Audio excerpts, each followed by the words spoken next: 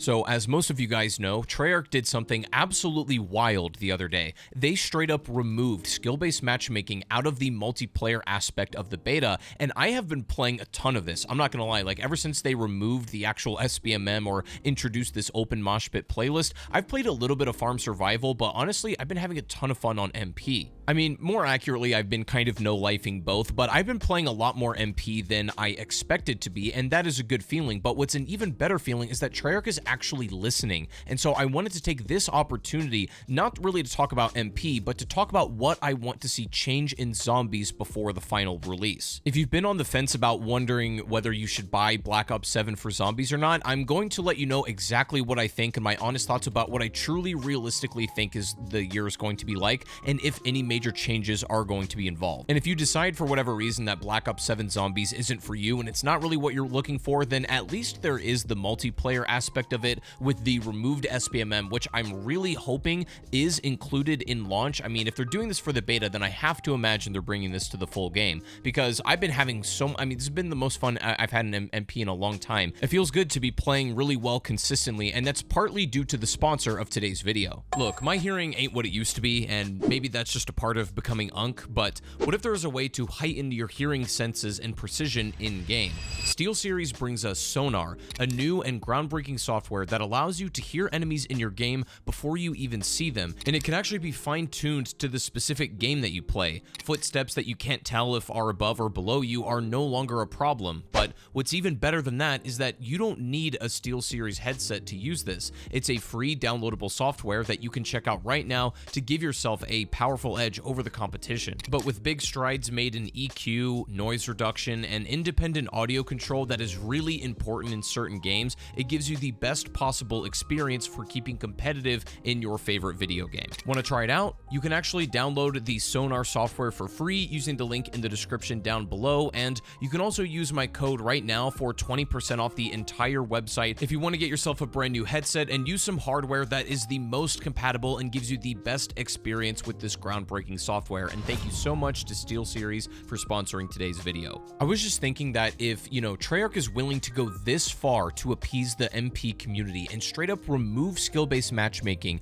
mostly as a response to the heavy competition that Battlefield is going to be presenting this year, this competition in the FPS industry feels electric. I've absolutely loved to see them go back and forth, and both of these franchises ultimately trying to outdo each other and win the player over. You can say what you want about either franchise, but the fact that they are trying their hardest to push means that we ultimately get a better product in the end, and we've already seen some major innovation in the MP side of things by them just literally removing SBMM, and it's made a massive difference in the game, and I've been playing so much of it, and honestly, I can say that we can never go back from this point, and so I just wonder if we can get some of that attention and care into zombies. So if you're still undecided on Black Ops 7 when it comes to zombies, I'm just going to tell you what I honestly feel about everything, and there are some major things that I have gripes with that theoretically could change before launch. If we've seen something this major in the beta already, they're capable of making these big changes for zombies. The question is, will they? Now, for the first time in history, we had a zombies beta. That has never happened before,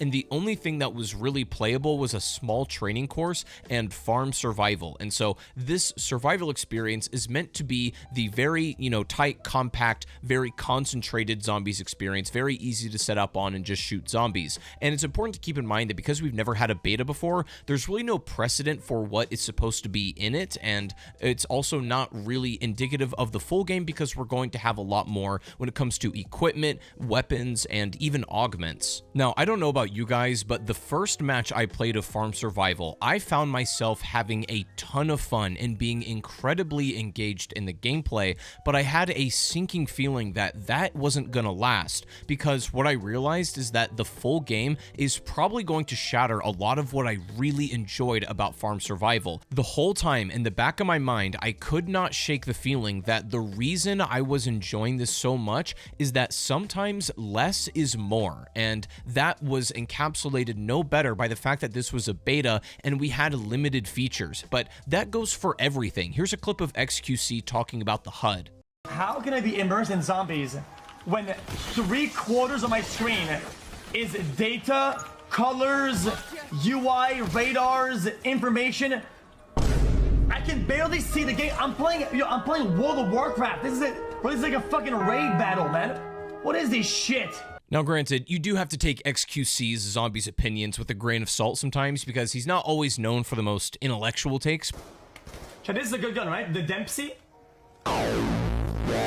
But I think what he's getting at here is true and very relevant. It's like, how are you supposed to be immersed when you are literally having thousands of things pop up on the screen all at once, diverting your attention to everything on the screen except what you're actually doing and the genuine combat of fighting zombies? What I realized is that the more I disabled the HUD and even the kill pop-up features and all that stuff, like all of the extremities that weren't really necessary in the HUD, the more fun I started to have. I went and took off the mini-map, I disabled the compass, you could take it really far too and just strip it down to the bare bones, and obviously it looks way more immersive that way. And people think that modern zombies can have no immersion, period, but I just don't think that's true. Take off the medals, take off the zombie health bars, take off the damage numbers, you do a lot of these things and it immediately feels a lot more like classic zombies of the past. I just don't know why these aren't the default settings, and I would argue if you build the game around that, it should be.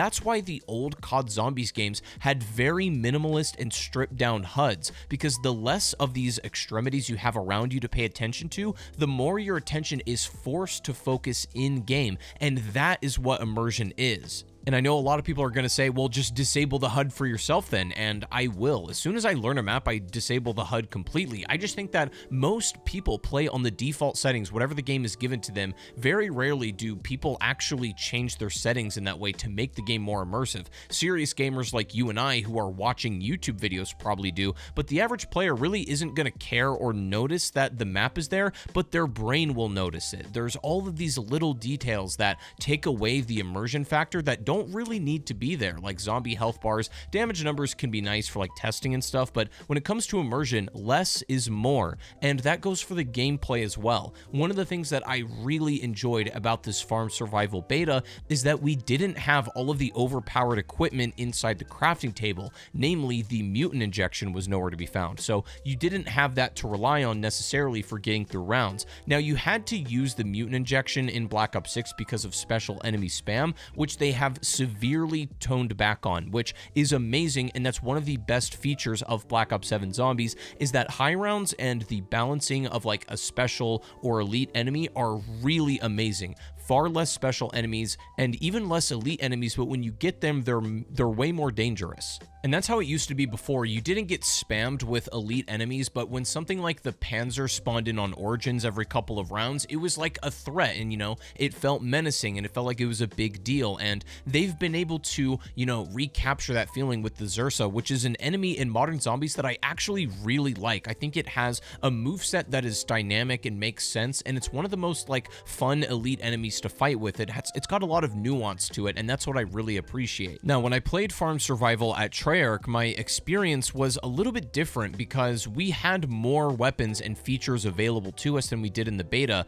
Like the crafting table did have a mutant injection, and so what I realized is that I don't think I'm going to have as much fun in survival maps in the full game as I do in the beta, because the beta and the less is more aspect of it is where the challenge is. And I can imagine once we get access to our augments and once we get access to the full crafting table, this experience isn't going to be nearly as compelling. Now, I get they need a Liberty Falls type map that has everything on it. Sure, fair enough. And maybe even for one or two of the survival maps, like having all of the features on it might not be a bad thing. But if they're going to be relying on survival maps as content in the future, they have to do something with the gameplay to differentiate it from another map. And that means and includes more than just special enemy types. That's not gonna cut it. Like, they need to play different and they need to have different solutions. What I enjoyed about this farm survival was that it was, a process of me like figuring out what would be the optimal high round strategy, because guns fall off a cliff past round 35. And yeah, maybe augments will help with that. I'm sure they will. And what I realized that the only real viable weapons at that point were the ray gun and the Mark II, and then using the trap. That was about it. But that felt very classic Zombies in a way. It felt very BO1, where it's like Like, you have a wonder weapon and a trap strat, and that's pretty much it. High rounds comes down to the most dominant viable playstyle, and if the most dominant viable playstyle becomes mutant injections again, I'm going to get so bored. And that would be a real shame, especially considering that high rounds and the balancing of all of the enemies, the speed and the damage, while it isn't perfect, it's already much better than Black Ops 6. I enjoyed high rounds in a single game more than I did the entirety of the Black Ops 6 life cycle, and a lot of that is due to a lack of choices. Like, I think having more content in the game might sound like a good idea on paper, and for some maps perhaps it is. I do think that there needs to be a few maps that are very easy to jump onto that have access to everything,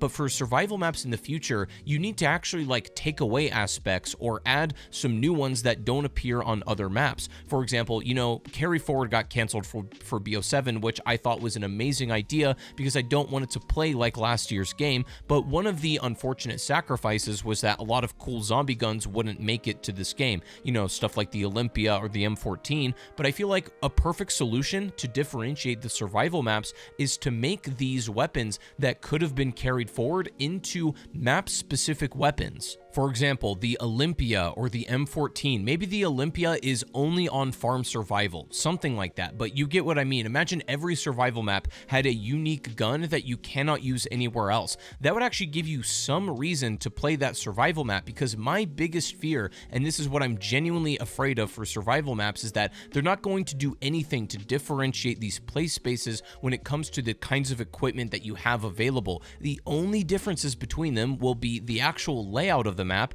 and then the special enemies. That's it. Otherwise, they're going to play virtually identically, and I just don't think that's a good idea, because what made the survival maps so unique and charming in Black Ops 2 was that they all had a very different configuration of things. You know, some maps only have perks, some have pack-a-punch, some only have a mystery box. It's like that's where the fun challenge was from, and I know how heavily they're going to be leaning on these survival maps for content in the season, and what's crazy is that I'm not even asking them to make brand new unique content for these, really. I'm actually asking them to remove content, because that's sort of what makes it interesting, is the sandbox you're given and how you can creatively utilize it to get as far as possible. That's what the original idea of zombies was to begin with, and I don't know how we've like lost that, but literally they can just take away stuff and it would automatically be more interesting. I cannot stress enough to Treyarch how much sometimes less is more, and that doesn't require them to make anything new a lot of times, and you can make an experience more compelling and interesting.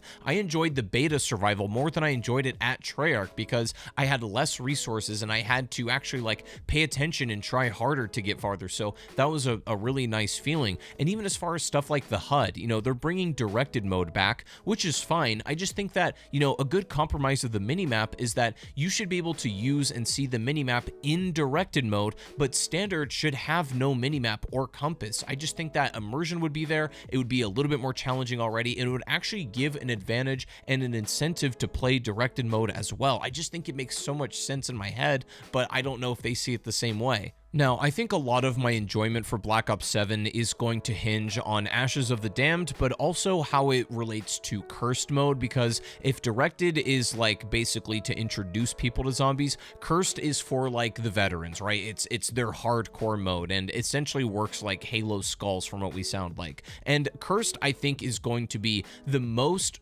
close we're going to get to a classic zombies experience that we're going to have probably for a long time. But what I am curious about is if we're going to be able to play Cursed in survival maps, because that in and of itself could make the survival experiences already more interesting. If Cursed is only for Ashes of the Damned, that'll be fun in its own right, but I feel like it will be a massive missed opportunity to not include Cursed in survival, because that's where you can make some very compelling experiences. But to tell you the truth though, one of my biggest worries for this game is actually augments carrying forward, because most of us have upgraded and unlocked all of the augments and we have our kit already made, right? We have these things upgraded, we know how to use them, and we're essentially going to hit the ground running. And this is something that me and Milo have talked about, is that, you know, we're basically going to chew through this game's content rapidly because we already know how to play, given that the gameplay is basically Black Ops 6 Zombies, just a DLC, a different map. So much of what drives the initial replayability of a new Zombies game is the community figuring out the new systems and learning them and figuring out like how they interact with the game.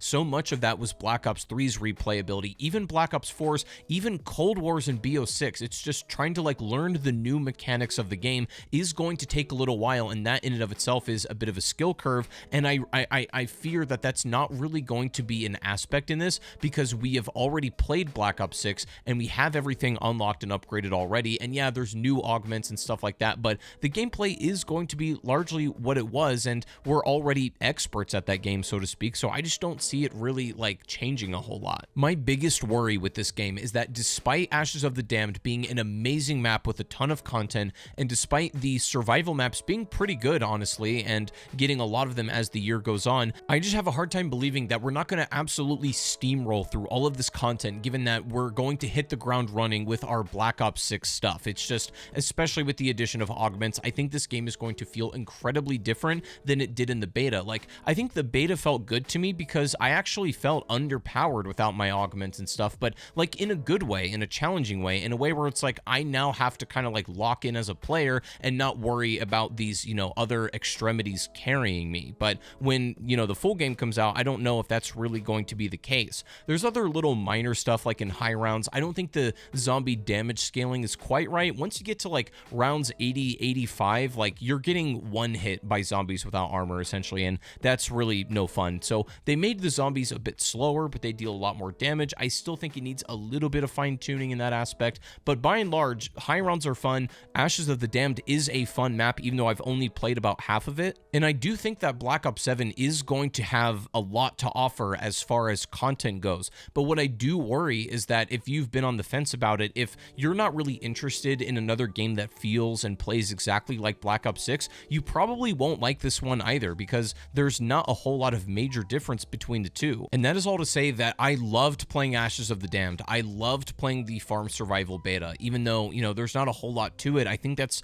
one of its biggest strengths. The only thing I can leave Treyarch with is that less is sometimes more. And if they can take that philosophy into Black Ops 7 to create unique experiences, I think that would go a long way in making the zombies community feel like there's actually reason to get on these different maps. If multiplayer can just up and remove skill-based matchmaking, then I think zombies can do a lot of things to make the mode feel more like classic zombies, while also still playing to the strengths that modern zombies does have. Because Ashes of the Damned isn't going anywhere. The survival maps are going to be in the game. We already know that, but you can go a long way in making them just feel good to play, because the beta was an excellent step in the right direction. And I really do think that cursed mode is many players' make or break. I mean, for me, that's like probably the thing that most of my enjoyment is going to be hinging on, and how much replay value this is really going to have. If they, you know, hit a home run with curse mode, if they knock that out of the park, then I think Black Ops 7 will be able to stand on its own 2 feet, regardless of the survival maps probably going to be the same for the whole year. And especially if cursed is good and plays well on survival, then I think we'll be in for a pretty good year. But I would say if you did not enjoy Black Ops 6 Zombies at all, be cautious. If you enjoyed it a lot, then I would say you are guaranteed to like this one as well. So anyways, that's pretty much it for me. Treyarch, just less is more. That's all I can say. I got a little fired up in this video, but that's just because I really want this game to be good and to do well, because I think it's a lot of fun. It's got so much potential that I especially don't want them to waste it. So that's it for me. Thank you guys for watching. Make sure to subscribe, and I'll see you later.